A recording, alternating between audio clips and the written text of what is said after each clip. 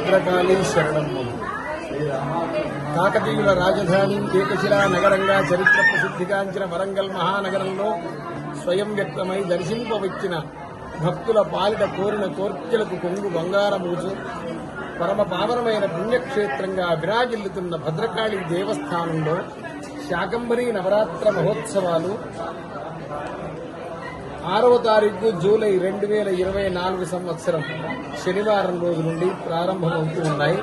ఈ సందర్భంగా అమ్మవారికి పూర్వాంగ విధి నిర్వహించిన పిమ్మట సహస్ర కలశాభిషేకం చేసి 1008 కలశాలతో వివిధములైన ద్రవ్యములతో శాస్త్ర నిర్దిష్ట సంప్రదాయముల మేరకు అమ్మవారికి అభిషేకం జరపబడుతుంది. రేపు అమ్మవారిని ఉదయం కాళీక్రమాన్ని అనుసరించి కాళిగాను, షోడశీ క్రమాన్ని అనుసరించి సాయంత్రం కామేశ్వరిగాను,